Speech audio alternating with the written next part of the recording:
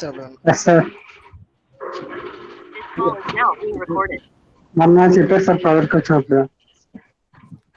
అవును, జర్నల్స్ అంటే ఆ రోజు విన్నా సార్. ఆ రోజు ఉన్నారు. జర్నల్ అంటే ఏంటంటే ఇప్పుడు ఎప్పుడైనా ఒక ప్రాజెక్ట్ చేశారు, లేకపోతే ఇప్పుడు కోవిడ్ టైం కోసం మాట్లాడుకుందాం. ఓకే, మోర్ ప్రాక్టికల్ గా మాట్లాడదాం. మనం ఇక్కడ కోవిడ్ టైంలోనే మెడిసిన్స్ కోసం రీసెర్చ్ జరుగుతుంది. చూసారా లేదు మీరు? బోల్డ్ అని కంట్రీస్ లో బోల్డ్ అని మెడిసిన్స్ వచ్చాయి. రెమ్డెసివిర్ అని ఒక డ్రగ్ ఉంది.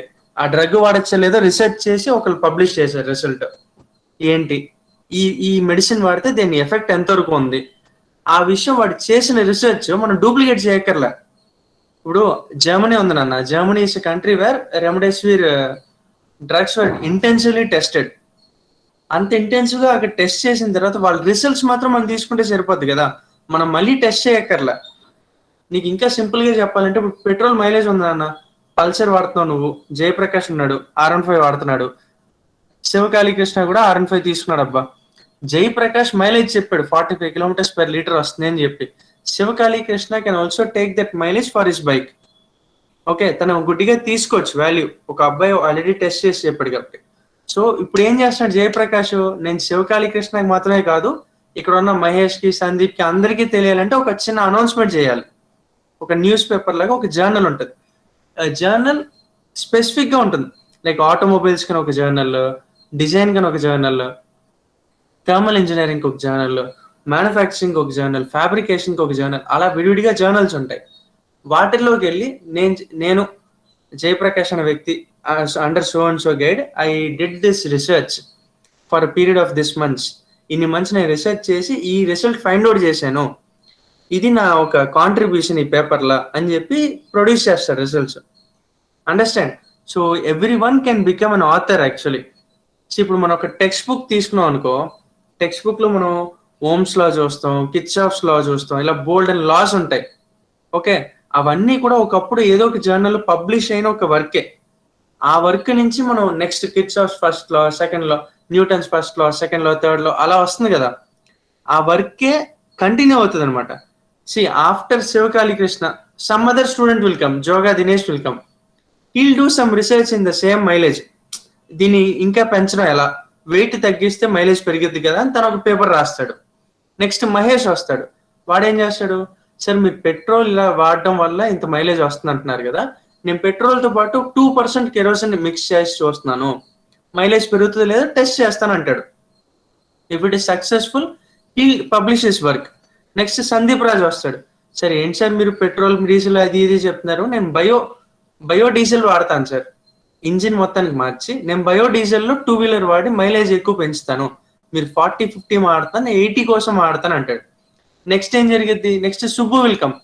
సుబ్బు అంటాడు, మీరు అందరూ కాంట్రిబ్యూషన్ బాగానే ఉంది, డీజిల్ అంటున్నారు, పెట్రోల్ అంటున్నారు, నేను బండిని హైడ్రోజన్ తో వాడతాను, జస్ట్ ఒక 1 లీటర్ వాటర్ పోస్తే 20 కిలోమీటర్స్ 30 కిలోమీటర్స్ వెళ్తుంది నాది బండి అని అంటున్నాడు. All this kind of research work will be published one after other. Jayaprakash పెట్టిన తర్వాత శివకాళీకృష్ణ వస్తాడు, దాన్ని చదివి జోగా దినేష్, అలా ఒకరి తర్వాత ఒకరు అలా రీసెర్చ్ వర్క్ ని కంటిన్యూ చేయడానికి ఈ జర్నల్స్ అని ఉంటాయి. ఓకే, మీరు కానీ నిజంగానే మీ ప్రాజెక్ట్ సొంతంగా చేసి మీ ప్రాజెక్ట్ అవుట్కమ్ ఎక్స్టెన్సివ్లీ సూపర్బ్ అనుకుంటే you can just produce your results in a paper.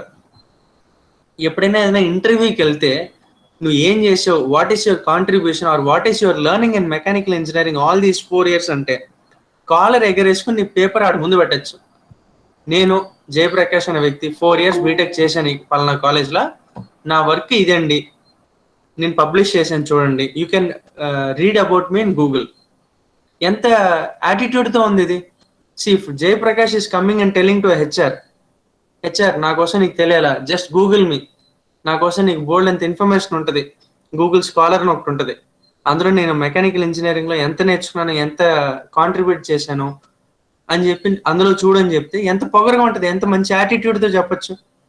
Job మనం వెళ్ళి రిక్వెస్ట్ చేయకర్లా, ఆటోమేటిక్ గా వాళ్ళే మనల్ని ఎత్తుక్కుంటూ వచ్చేస్తారు. That's a power of knowledge actually and innovation. If you innovate things, you need not mug up stories and just by heart things. You need not tell each and every question asked in an interview as a right answer. But you can prove yourself with certain things like project. Understand this the significance behind doing your project for 1 year.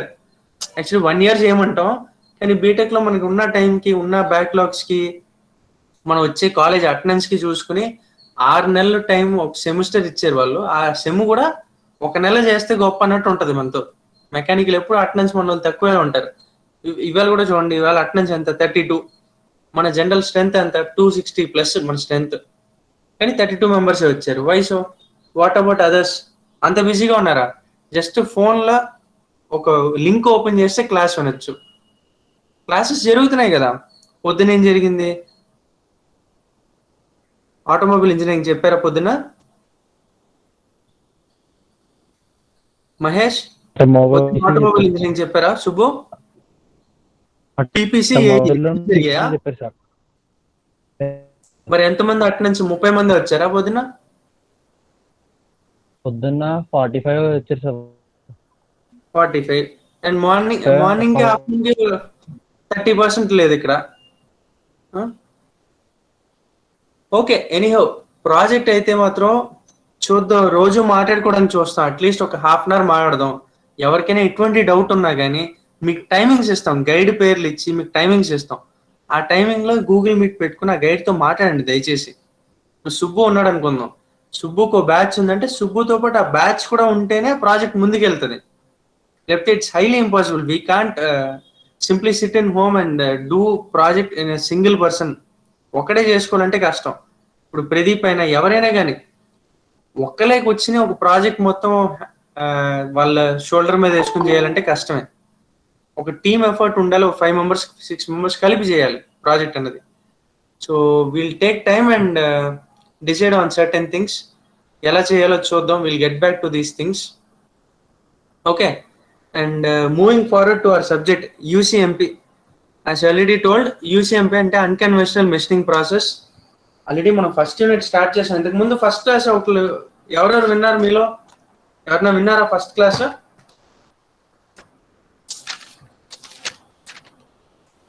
మీలో ఎవరన్నా విన్నారా first class? ఇదే first class యూసీఎంపీకి. Already sir class జరిగింది sir. అప్పుడు అంటే conventional కి unconventional కి అన్ కన్వెన్షనల్ కి డిఫరెన్సెస్ తెలుసుకున్నారు ఆల్రెడీ. ఓకే, ఇంకేం జరిగింది? ఒక క్లాసే జరిగిందా? కాలేజ్ లో అటెండ్ అవ్వలేదా? మీరు కాలేజ్కి రాలేదా? Okay, anyhow from today onwards will restart the subject. No problem. We'll just briefly cover whatever is to be essentially told in the class. Okay.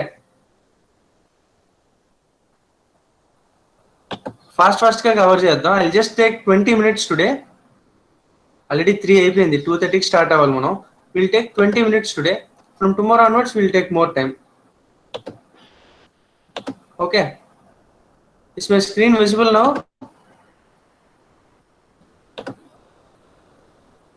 Yes sir, yes sir. Okay, ఈ first unit లో introduction. యూసీఎంపీ subject కి వెళ్ళక ముందే ఒకటి చెప్పేస్తాను. మనం last semester ఒక subject చదివాం, దాని పేరేంటి? Additive manufacturing. అవునా కదా? అందరూ బాగా రాశారు ఆ subject?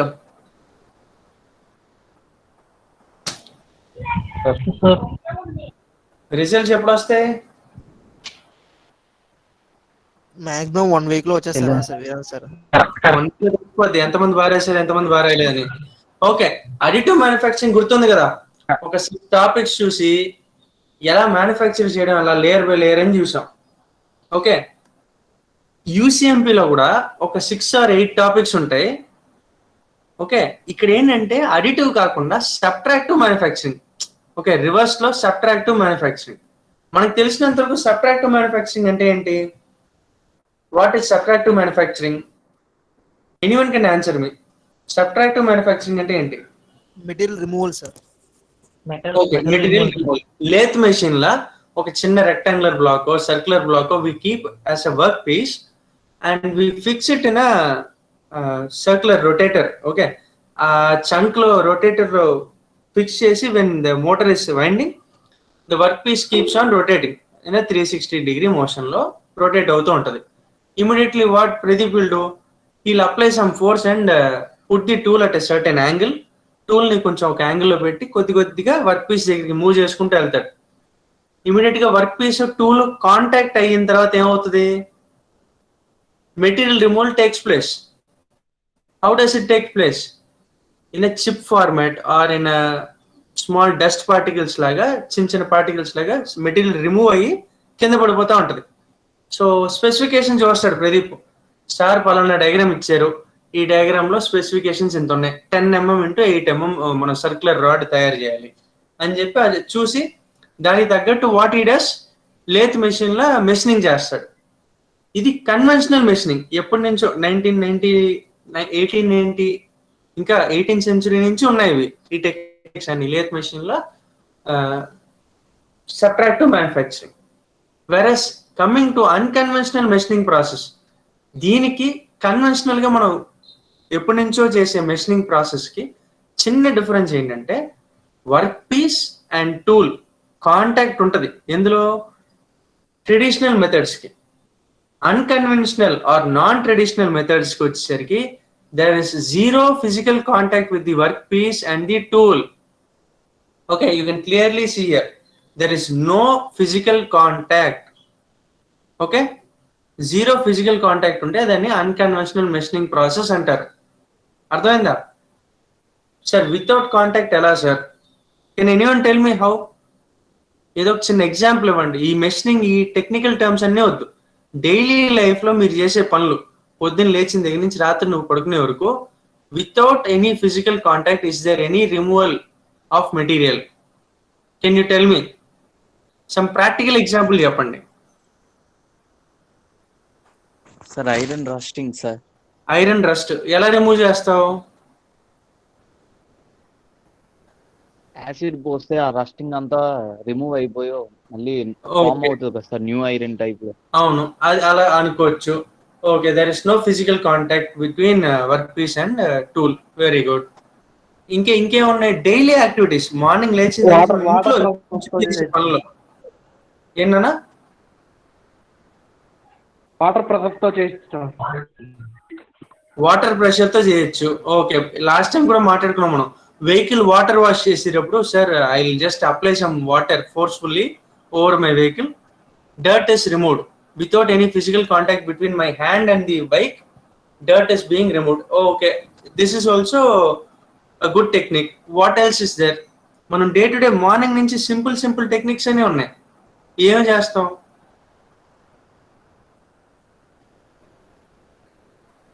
without any physical contact. Another simple example I tell you, you take bath with a shower and you take bath under a tap.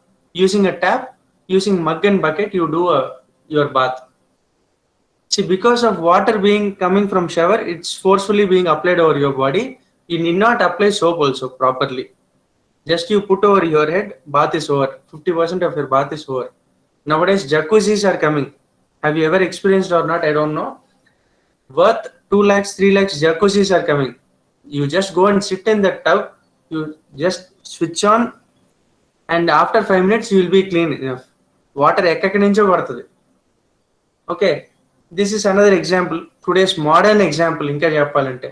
And coming to your technical terms, non-traditional machining process aina lekapothe unconventional machining process అయినా ఒక 8 నుంచి ఒక 16 వరకు టెక్నిక్లు ఉన్నాయి. ఆ టెక్నిక్లు ఏంటంటే there is zero physical contact, as already told you. And ఇందులోనే ఓల్డెస్ట్ ఏంటంటే ఇక్కడ ఆల్రెడీ ఒక అబ్బాయి చెప్పాడు, అప్లైయింగ్ సమ్ కెమికల్ సార్ అని చెప్పి. Very simple. 10th క్లాస్ లో మన కెమిస్ట్రీ ల్యాబ్ లో we should have played with dilute HCl acid, dilute hydrochloric acid, concentrated hydrochloric acid. ఎప్పుడైనా ఆ డబ్బా ఓపెన్ చేసి చూసారా? గ్లాస్ బాటిల్ ని ఓపెన్ చేయగానే పొగలు వచ్చేది, కాన్సన్ట్రేటెడ్ HCl అయితే. అప్పుడే ల్యాబ్ అసిస్టెంట్ ఫ్రెష్ గా తయారు చేసి పెట్టి వెళ్ళేవారు. ఆయన వెళ్ళిన వెంటనే ఓపెన్ చేసి సరదాగా ఆడేవాళ్ళు. ఆ సింక్ లో పోస్తే వేడివేడిగా పొగలు వచ్చేది. Have you ever experience that? Concentrated HCl acid, dilute hydrochloric acid ఎప్పుడు చూడలేదా?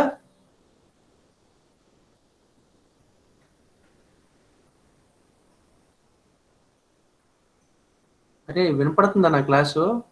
నేను మాట్లాడేది ఎవరికైనా వినపడుతుందా? Yes sir, yes sir. మరి ఏరా ఏం మాట్లాడుతున్నా? చూసాను సార్, బయట ఎక్కడ మనకి ఇంట్లో కూడా ఖర్చులు కానీ మరకలు కానీ ఏమైనా ఉన్నప్పుడు వాష్రూమ్ Acid క్లీన్ తో చేయడానికి clean కూడా యూజ్ చేస్తూ ఉంటాం. యూజ్ చేస్తాం సార్. ముందు Yes, sir. Concentrated hydrochloric acid అయితే కెమిస్ట్రీ ల్యాబ్ లో చిన్నప్పుడు 10th క్లాస్ లో మనం ఎగ్జామ్ రాసాం కూడా. చిన్న చిన్న రియాక్షన్లు చేసి బ్లూ కలర్ లో లిక్విడ్ రావడం బయటికి. ఆ టెస్ట్ ట్యూబ్ లో ఎప్పుడు చూడలేదు, అవన్నీ చేయలేదు. ఎగ్జామ్ ప్రాక్టికల్స్ ఎప్పుడు రాయలేదా 10th క్లాస్ లో? అంటే డిప్లొమా కదా సార్ కొంతమంది. కొంతమంది డిప్లొమా. 10th క్లాసే కదరా. 10th క్లాస్ లో ఎగ్జామ్ లేదా మీకు ల్యాబ్ లో? అలాంటివి ఏం లేదు సార్ స్కూల్లో. స్కూల్లో లేదు. Okay okay. ఇంటర్లో ఉంది సార్. నేను చదివినప్పుడు ఉండేవి. ఇంటర్లోనే అవి మీకు? ఓకే ఇంటర్లో. Fine. Okay, I just tell a small example. Etchant అంటే ETCHANT. Etchant is nothing but a chemical reagent. It's used to apply over some work piece. Okay, ఇప్పుడు ప్రదీప్ అని పేరు రావాలి ఆ వర్క్ పీస్ మీద. అక్కడ ఏం చేస్తాడు, ఆ ల్యాబ్కి వెళ్ళి ఆ మెటల్ మీద జస్ట్ ఆ ఎట్సెంట్ అప్లై చేస్తాడు. ప్రదీప్ అనే పేరు అలా రాస్తాడు. రాయిగానే ఆ మెటల్ ఏమవుతుంది, కాసేపటికి కెమికల్ యాక్షన్ వల్ల some corrosion takes place. Okay, after corrosion he'll neatly wash that metal work piece and he'll go and gift it to his friend. చూడు నా పేరు రాసి ఇచ్చాను, జాగ్రత్తగా దాచుకో, కిచెన్ కింద పెట్టుకో అని చెప్పి ఇస్తాడు ప్రదీప్. సో ఇలాంటి ఒక ఎట్సెంట్ కింద కూడా we can use chemicals and we can do some machining processes. Okay, and see these are the ఒక చిన్న స్లైడ్. టైం ఉందా మనకి? ఇంకా 10 minutes ఉంది. బిఫోర్ 3:20 ఐ కంప్లీట్ నాన్న. ఓకే, ఇక్కడ అన్కన్వెన్షనల్ మెషినింగ్ ప్రాసెస్ లో చూసారంటే ఒక 4 points నాన్న. See machinability of a metal. What is machinability? First of all, what is machinability? See there is a metal work piece ఒకటి ఉంది, దాంట్లో నువ్వు మెటీరియల్ రిమూవ్ చేస్తావు అంటే it is machinable. Okay, machining అంటే మెటీరియల్ రిమూవల్.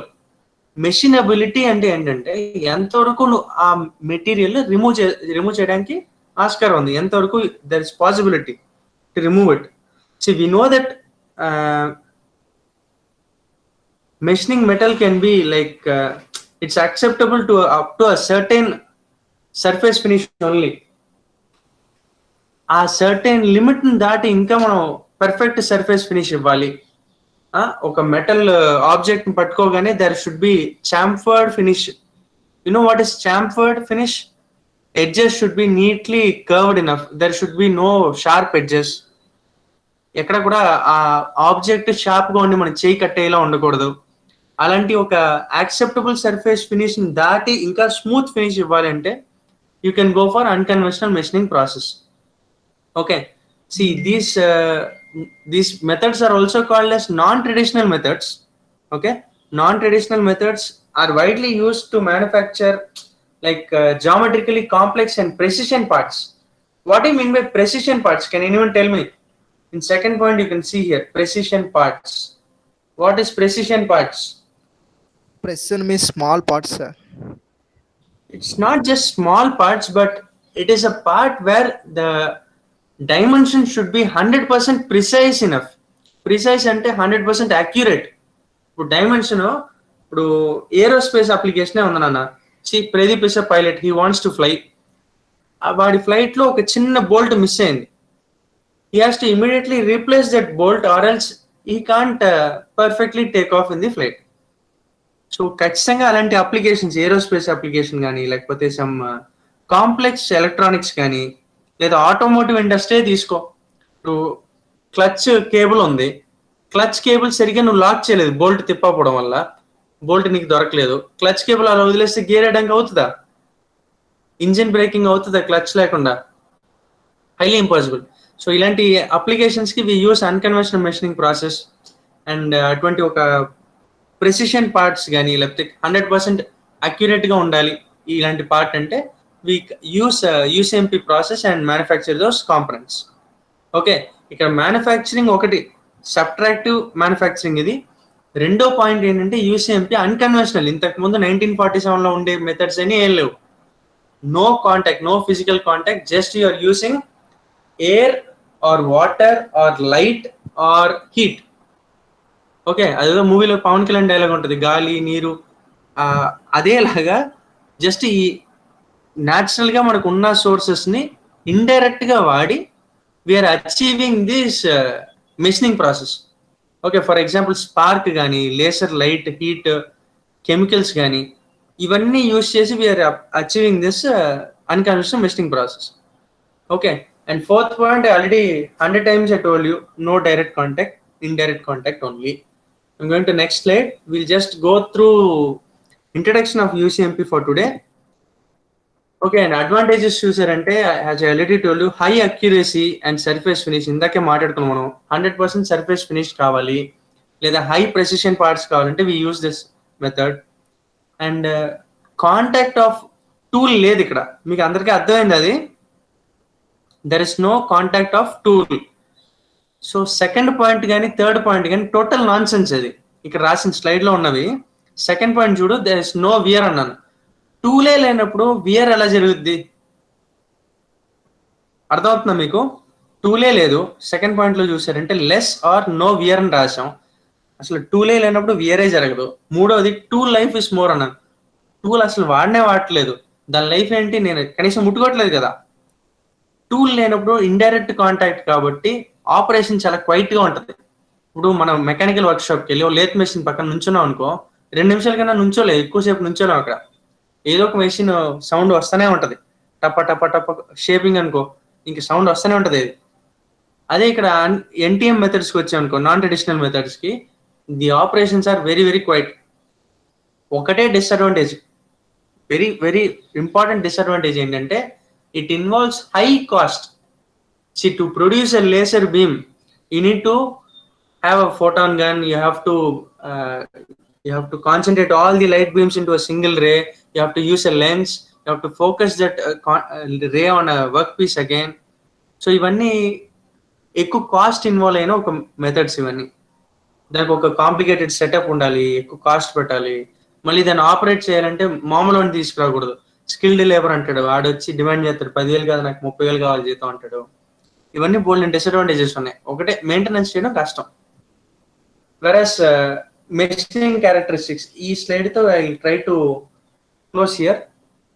మెషినింగ్ క్యారెక్టరిస్టిక్స్ ఏంటంటే, like machining చేసేటప్పుడు మనం ఇంపార్టెంట్ గా చూసుకోవాల్సిన పారామీటర్స్, మెటీరియల్ రిమూవల్ రేట్ కానీ, లేదా టాలరెన్స్ ఎంత పెట్టావు. హై ప్రెసిషన్ అని పదే పదే చెప్తున్నాం మనం. హై ప్రెసిషన్ ఇచ్చినప్పుడు టాలరెన్స్ 100% మెయింటైన్ చేయాలి.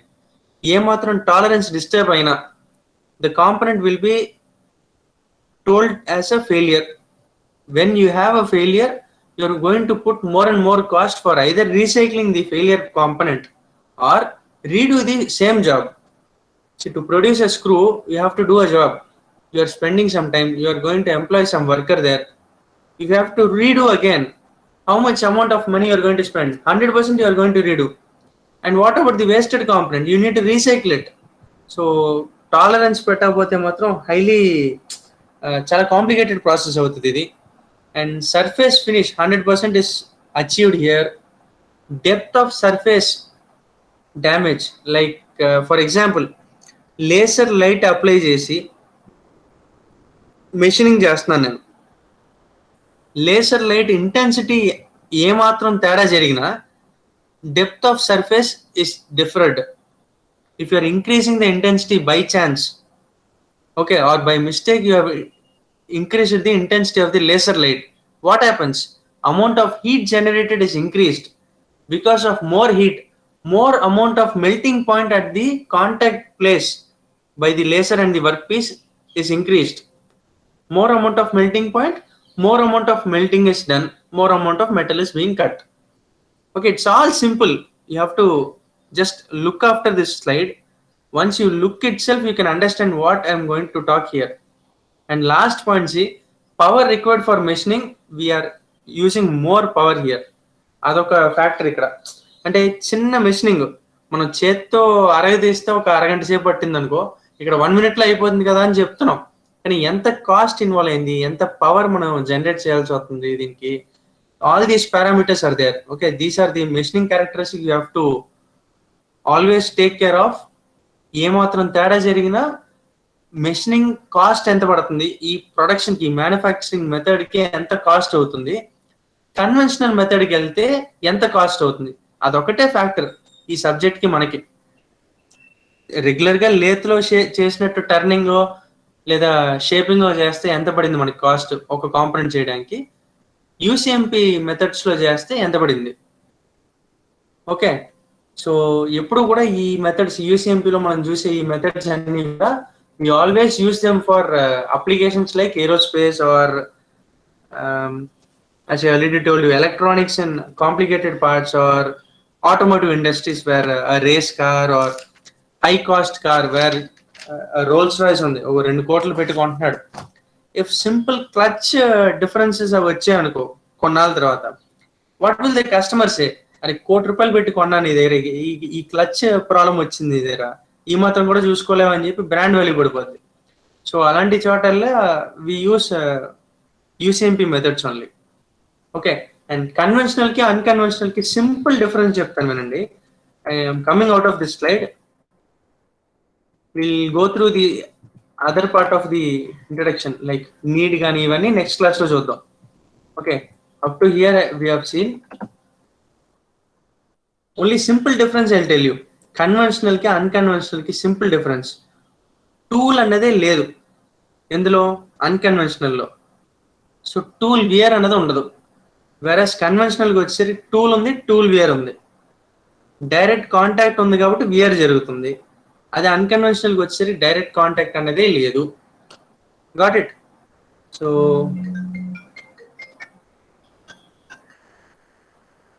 ఒక్క నిమిషం ఉండండి. మచ్చా అరవింద్,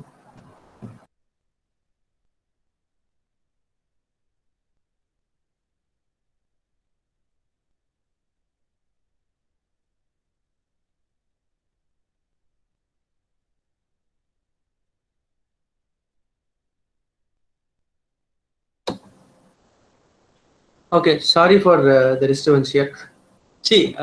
యూసీఎంపీలోకి వచ్చేసరికి మెషినబిలిటీ ఒకటి చూసుకోవాలి. కన్వెన్షనల్ కి అన్కన్వెన్షనల్ డిఫరెన్సెస్ చూసాం.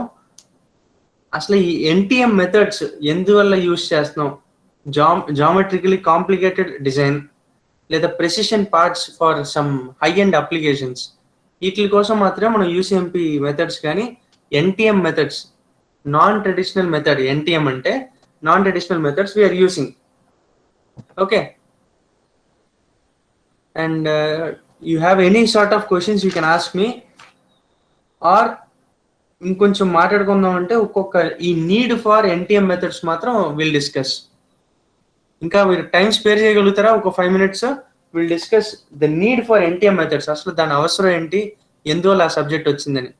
Shall I go on for another 5 minutes? Sir okay, మీరు ఎప్పుడైనా కానీ high strength temperature resilient, resilient అంటే రెసిస్టెంట్, హెచ్ఎస్టిఆర్ అలాయ్ ఎప్పుడైనా విన్నారా? HSTR, high temperature, high strength temperature resistant. What is strength? First of all, strength అంటే ఏంటి? You are doing some application. What application you are doing? You are applying some mechanical force over a component. For example, నువ్వే ఉన్నావు, నీ బండి handle ఉంది నాన్న, 2-wheeler లో బండి హ్యాండిల్ ఉంది. సడన్ గా నువ్వు ఏం చేస్తున్నావు, ఒక గోడకి లైట్ గా డాష్ ఇచ్చావు, ఇమీడియట్ గా హ్యాండిల్ బార్ వంగిపోయింది అనుకుందాం. What you will tell? Just ఒక చిన్న ఇంపాక్ట్ కూడా తీసుకోలేకపోతుంది, ఇమీడియట్ గా వీల్ రిమ్ బెండ్ అయిపోయింది. ఈ మాత్రం ఇంపాక్ట్ కూడా తీసుకోకపోతే ఎలా అని చెప్పి నువ్వు ఇమీడియట్ గా నీ బైక్ అమ్మిన మ్యానుఫ్యాక్చర్ని అడుగుతావు. Yes or no? మన మిస్టేక్ ఉన్నా కానీ, మనం తప్పుగా నడిపి వెళ్ళి గుద్దేసినా కానీ, చిన్న ఇంపాక్ట్ వల్ల వెంటనే బండి వంగిపోయింది అంటే పెద్ద ప్రాబ్లం క్రియేట్ చేస్తాం మనం. Why we expect more quality and it should be very very durable. మనం ఎప్పుడు కూడా ఒకటే ఆలోచిస్తాం, మనం ఒక కాంపోనెంటో లేదా ఒక ఫోనే ఉంది, సెల్ ఫోనే కొన్నావు నువ్వు, సెల్ ఫోన్ కింద పడినా కానీ it should not break immediately, it should be durable, like it should withstand at least certain amount of newtons force, at least ఒక 50 newtons ఫోర్స్ కానీ ఇట్ షుడ్ విత్స్టాండ్ అని చెప్పి we expect things there. So there in those applications, there in those applications where it has to resist high amount of fatigue or creep, or it must withstand a high amount of force, it should have more strength, and even temperature. See, temperature resistance, when you are applying more amount of force, there is more amount of stress being created. Because of heavy amount of internal stresses, there is some amount of internal temperature also increasing. Because of this temperature, and while you are applying the same component in a work, because of differences in temperatures, internal quality of the metal also differs. So ఇటువంటి problems రాకుండా ఉండాలి. లేదా ఏరోప్లేనే ఉందన్న, when it is going from lithosphere to stratosphere, you know, lithosphere and stratosphere, these are the 4 layers in atmosphere. When it crosses the lithosphere and stratosphere, there is some amount of temperature change. Immediately temperature drops, but temperature coming out of its nozzle and exhaust keeps on in high temperature only. See, this amount of variation with low temperature and high temperature, the metal used in that exhaust should be having high strength. It must have high temperature resistance. If not, if it is melting at a temperature after maybe 1000 degrees Celsius, what happens? Immediately there is some failure in the component. The airplane itself will become a big failure. Understood? So to overcome these difficulties in machining materials like very very high resistant metals, for example titanium gani, లేకపోతే mnemonics కానీ, కొన్ని ceramics కానీ, ఇవన్నీ machining చేయాలన్నా కానీ we need a new method which has less disadvantages, and it should immediately machine with 100% surface finish. మనకు కావాల్సిన అన్ని ప్రాపర్టీస్ కావాలి. సర్ఫేస్ ఫినిష్ బాగుండాలి, దాని క్యారెక్టరిస్టిక్స్ బాగుండాలి, దాని ఇంటర్నల్ క్యారెక్టరిస్టిక్స్ మారిపోకూడదు, మెకానికల్ ప్రాపర్టీస్ అన్ని అలాగే ఉండాలి. So their new need for new method is arised. కొత్తగా ఏదో ఒక మెథడ్ కావాలి సార్ మాకు, ఇలా కన్వెన్షనల్ గా లేత్ మెషిన్ లో చేసి కాంపోనెంట్స్ వద్దు, వీ వాంట్ న్యూ మెథడ్స్ అని చెప్పి there has arised a new need for non-traditional methods. Okay, not just HSTR ఒక కేసు. రెండో కేసు చూసామంటే కొన్ని స్ట్రాంగ్ మెటల్స్ ఇందాక చెప్పా, టైటానియం కానీ, నిమోనిక్స్ కానీ, సెరామిక్స్ కానీ, ఇవన్నీ మెషినింగ్ చేయాలన్నా కొన్ని మెథడ్స్ కావాలి. ఓకే, టైం కన్స్యూమ్ గా ఉండకూడదు, అన్ఎకనామికల్ గా ఉండకూడదు, ఎకనామికల్ గా ఉండాలి, అండ్ డిఫికల్ట్ టు మెషినింగ్. ఇటువంటి అలాయ్స్ అన్ని కూడా మనం UCMP methods, NTM methods use చేసి we can do some machining. Okay, and last point for today, geometrically intricate design. చాలా కష్టమైన డిజైన్ సార్ ఇది. ఈ డిజైన్ లో నేను మెషినింగ్ చేయాలంటే హైలీ ఇంపాసిబుల్. అటువంటి డిజైన్ నేను మెషినింగ్ చేయాలంటే come to me, I'll have NTM methods with me, we'll do machining and I'll give you. Okay, earlier in additive manufacturing we had innovative methods. Whatever complicated design we have, layer by layer we'll add, and we'll just remove the unwanted material then and there. We'll achieve your innovative design being done. In a similar way, here what we are doing, layer by layer we are cutting here. Okay, ఎక్కడ కావాలి ఎక్కడ అవసరం లేదో మనం cutting చేసి తీసేస్తున్నాం. ఒకటే disadvantage ఏంటంటే with depth of cut there is only decrease in the depth of cut. Like for example నువ్వు ఫస్ట్ లేయర్ లో కట్ చేసేటప్పుడు 10 mm డయామీటర్ కట్ చేసినా కానీ ఒక 100-200 లేయర్స్ కిందకి వెళ్ళేసరికి దాన్ని పెంచలేము, 2 mm కింద మార్చలేము. అది 10 mm ఉన్నది 10 mm డెప్త్ ఆఫ్ కట్ అవుతుంది. You can't increase the depth of cut, I mean diameter of the cut. Understand? అదొకటే డిసడ్వాంటేజ్ ఈ మెథడ్స్ లో. Got it? If anyone has any sort of questions you can ask me, or else we'll meet in the class tomorrow again. And ఒక subject ఉందన్న, ఇది కాకుండా non destructive subject ఉంది, అదొకటి చూసుకోవాలి మనం. Are there any question?